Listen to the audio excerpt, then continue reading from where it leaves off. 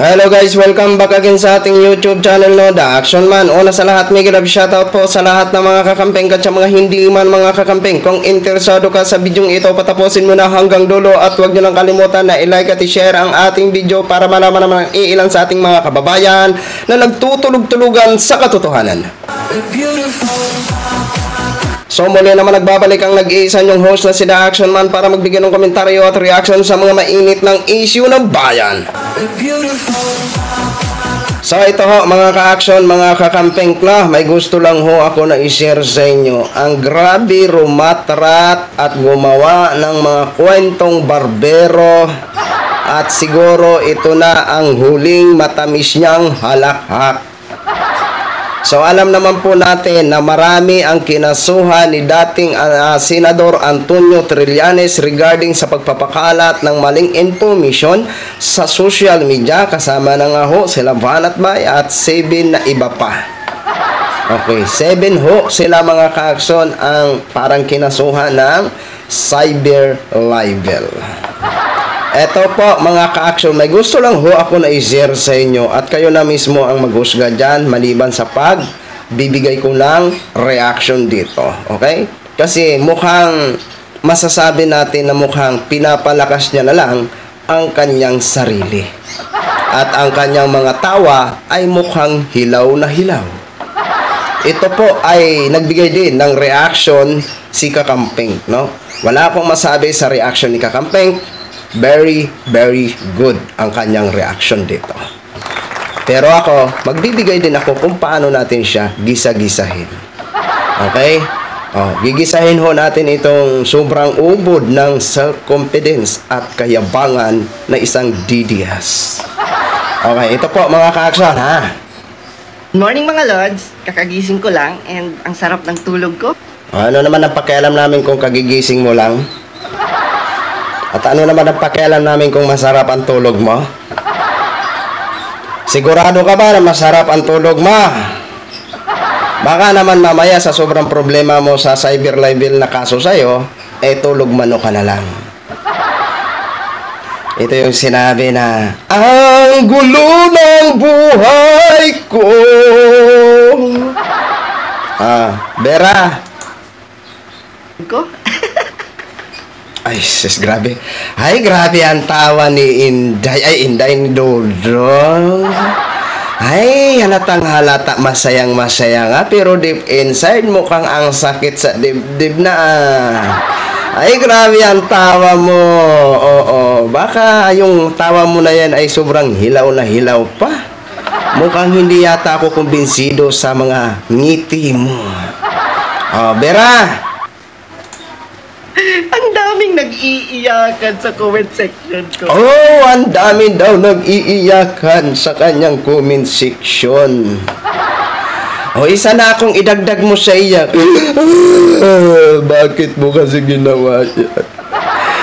Kung hindi mo sana ginawa yan na magkalat ka ng fake news, hindi sana hindi ka magkaroon ng hindi ka magkaroon ng cyber live.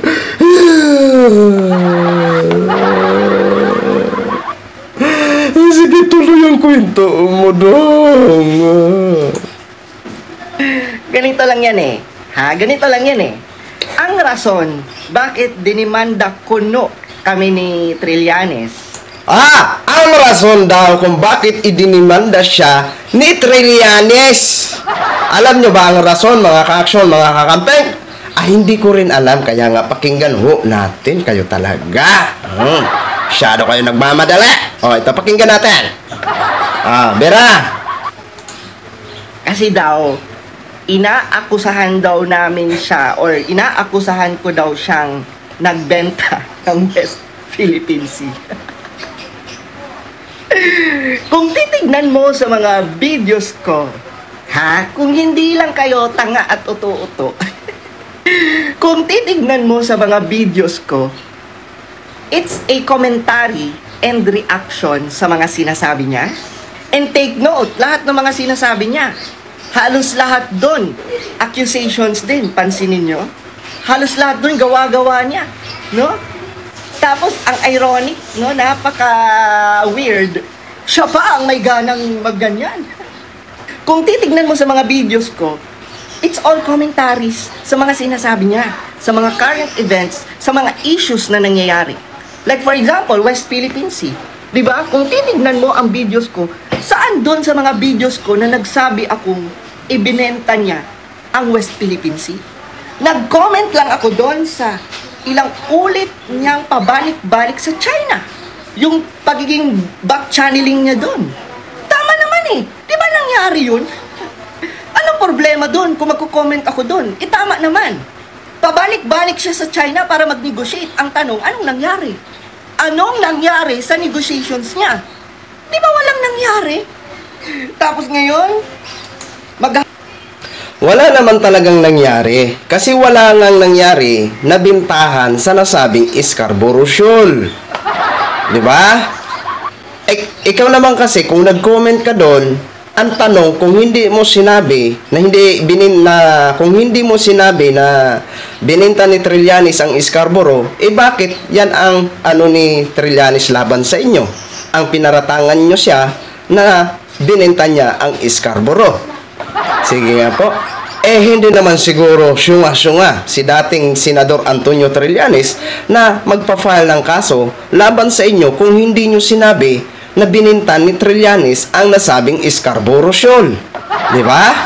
Maliwanag po dun. So, ibig sabihin na nag-file ng kaso ng cyber libel laban sa inyo, maliwanag na sinabi nyo yon o pinagbintangan nyo si Trillanes na ibininta ang Scarborough Shoal. No? Hindi po masama ang mag-comment sa isang personalidad. Di ba? Hindi po masama kung ang comment mo ay makatotohanan.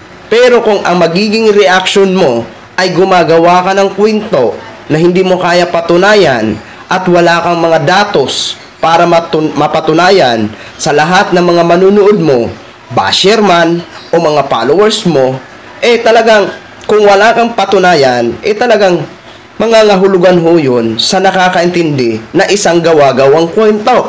Di ba? Kasi, kung ibininta nga po talaga yan ni dating Antonio Senador Trillanes ang nasabing Scarborough, di sana panahon pa ni Duterte, wala na sana yan. Di ba? Wala na sana yan ang Scarborough Shoal. Di ba? Nandyan ang Scarborough Shoal Di ba? At binabantayan ngayon yan. Kasi sa atin yan ang Scarborough Shoal, hindi sa mga China.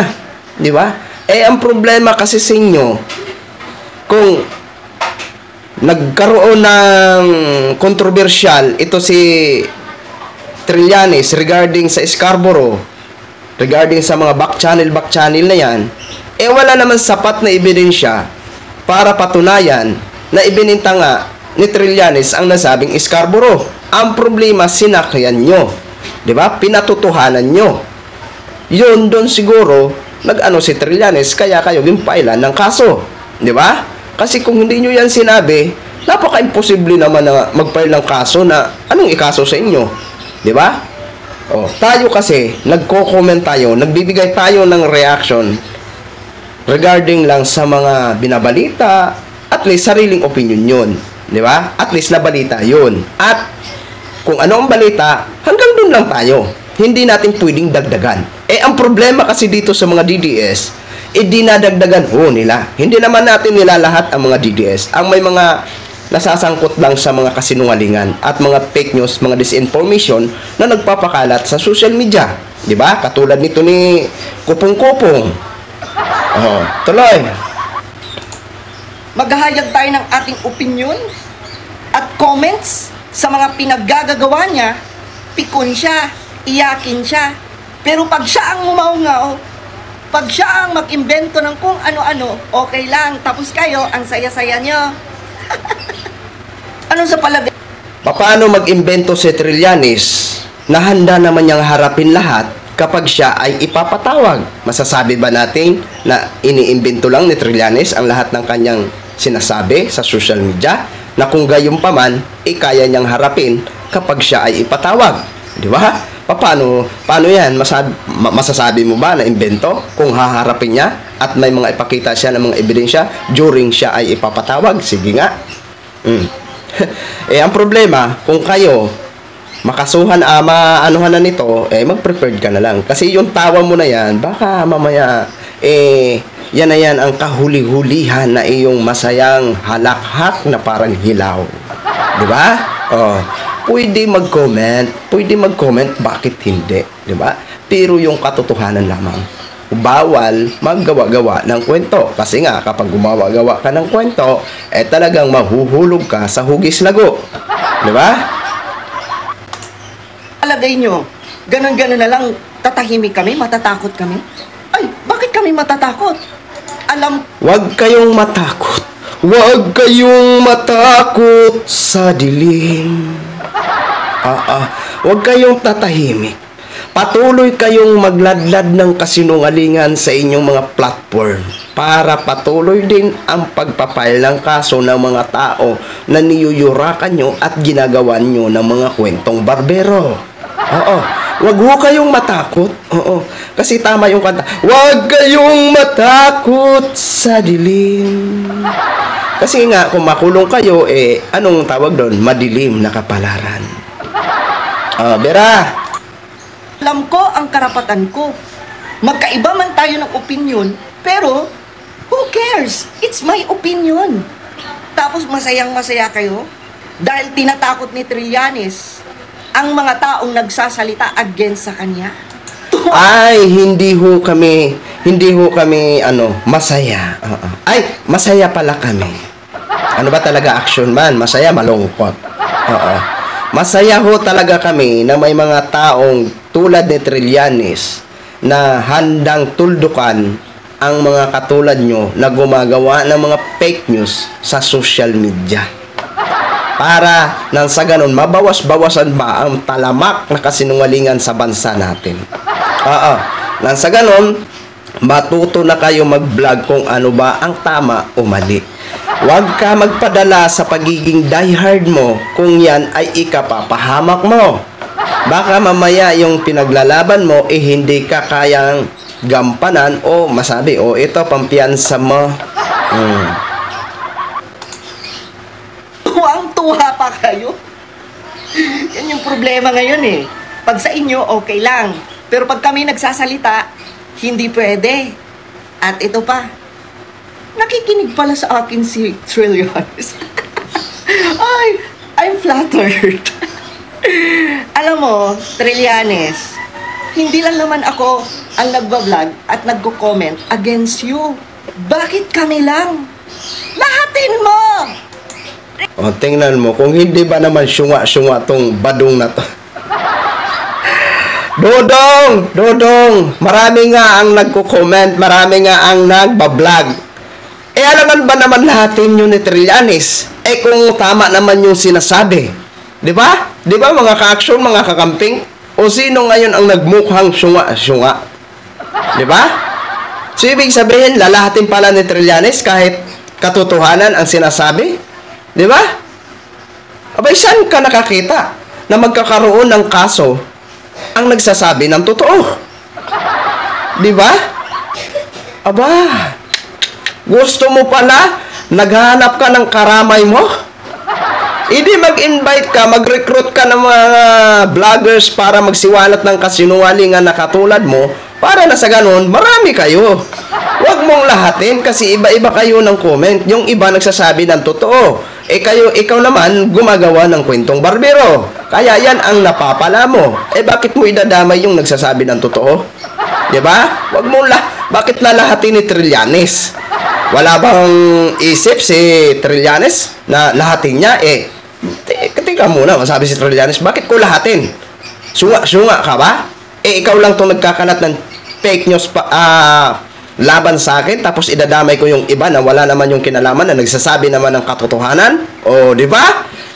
Naghanap pa ng karamay ito, Diyos ko po. Suluhin mo! Tingnan mo ha. Kami nagko-comment kami sa mga opisyal ng gobyerno at hindi man opisyal ng gobyerno. Di ba? Nagko-comment kami. At least totoo. Hindi kami nagdadagdag o hindi kami nagbabawas. Di ba? Ikaw kasi, problema, may marinig ka lang, dadagdagan mo. Kaya, dyan ka napapahamak, Dodong. Diba? Lahat lahatin mo. Bakit ako lang? Bakit kami lang? Bakit 7 lang? Kung talagang matapang ka, lahatin mo. Kasi di ba ang dami namang nagko-commentary at nagva-vlog against you. Bakit kami lang? Laban tayo mga lords, di ba? Laban. So ano, patatahimikin mo kami? Lumabang ka. Tatakutin mo kami? Hindi kita tinatawag. Kakabahan na ba ako? Hindi ka kinakabahan. Tapos yung iba tuwang-tuwa. Siyempre tuwang-tuwa. Patunayan na ba? Ay, nako. Sige. Dito mo makikita mga lords na some of the Filipinos ay ini-expect talaga ang downfall mo. Dahil lang hindi tayo magkaparehas ng opinion? Dahil lang ba ayaw ko sa sinusuportahan nyo? Nakakalungkot din some of the Filipinos na may mga katulad mo na mga sinungaling. Hindi ka dina-downfall. Ikaw ay paparusahan lang ayon na rin sa mga kasinungalingan mo. Kaya kung naghahanap ka ng karamay, suluhin mo. Di ba? Kaiba tayo ng sinusuportahan? Tapos ganyan kayo? Oh, huwag umiyak. Kahit anong gawin nyo, kahit anong gawin yung pananako, hindi kami tatahimik. Ikaw nga, Trillanes, hindi tumatahimik, kami pa. At huwag na huwag kang mag-alala. Hindi ka na mananalo. At laging tandaan, huwag maging politiko kung pikon.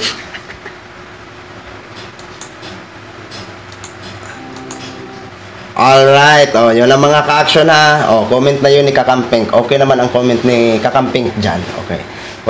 Ako, nagbigay lang ako ng sarili kong reaction. Wag daw maging politiko kung pikon. Okay lang sana kung si Antonio Trillanes is active pa rin na opisyal ng gobyerno. Okay lang yan ang mga banat mo. Kasi kahit ano man ang sabihin natin sa mga opisyal, is tatanggapin nila yon, di ba? Pero nakalimutan mo kasi hindi na po siya senador. Isa na siyang private citizen at may karapatan siya na mag-file ng kaso sa sino mang magyura ng kanyang credibility na walang katotohanan. 'Di ba?